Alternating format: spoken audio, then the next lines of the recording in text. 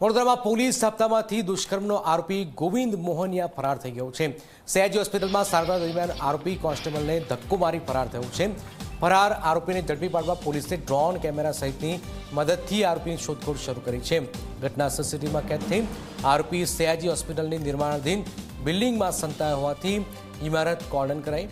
Police અધિકારીઓએ બાઇકમાં announcement કરી આરોપીને પ્રત્યાર્પણ કરવા અનુરોધ કર્યો। સમા પોલીસ સ્ટેશનમાં આરોપી ગોવિંદ મોહનિયા સામે પોક્સો દુષ્કર્મનો ગુનો પણ નોંધાયો છે।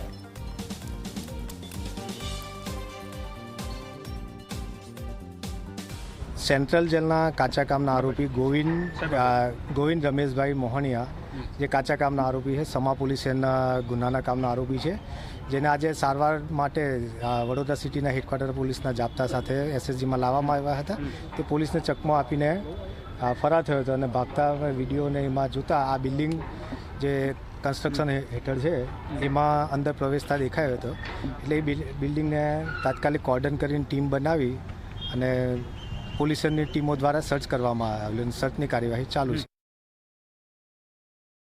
વડોદરા સેન્ટ્રલ જેલના કાચા કામનો આરોપી સયાજી હોસ્પિટલમાં સ્કિનની સારવાર લેવા માટે આવતા પોલીસ કોન્સ્ટેબલને ધક્કો મારીને ફરાર થઈ જવાની ઘટના સામે આવી છે। આપ જોઈ શકો છો કે જે બિલ્ડિંગમાં તે ઘૂસ્યો છે ત્યાં રાવપુરા પોલીસ સ્ટેશનનો જે સ્ટાફ છે તે અહીંયા જોવા મળી રહ્યો છે। સાથે જ સયાજી હોસ્પિટલના જે સિક્યુરિટી જવાનો છે તેઓ પણ અહીંયા જોવા મળી રહ્યા છે।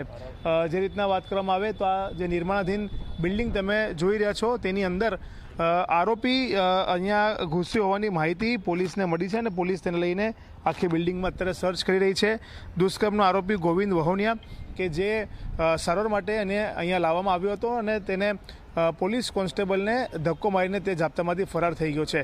સૌથી મહત્ત્વની બાબત એ છે કે આખા મામલામાં પોલીસે ચારે તરફથી બિલ્ડિંગને કોર્ડન કરીને આરોપીને ફરીથી પ્રત્યાર્પણ કરવા માટે માઇકમાં એનાઉન્સમેન્ટ પણ કર્યું છે, છતાં પણ આરોપી હજુ સુધી પરત નથી ફરી રહ્યો, જેના કારણે પોલીસના જે જવાનો છે, અધિકારીઓ છે, તેઓ બિલ્ડિંગની અંદર જઈને હવે આરોપીની શોધખોળ કરી રહ્યા છે। હજુ સુધી આરોપી નો પતો નથી લાગ્યો, પરંતુ જે રીતના પોલીસ જાપ્તામાંથી આરોપી ફરાર થયો છે તે ખરેખર એક ગંભીર ઘટના છે અને આ બાબતે ઉચ્ચ અધિકારીઓ દ્વારા તપાસ પણ કરાવવામાં આવી રહી છે અને સમગ્ર મામલામાં હવે સવાલ એ થઈ રહ્યો છે કે આ દુષ્કર્મનો આરોપી છે તે ફરી ક્યારે પકડાશે।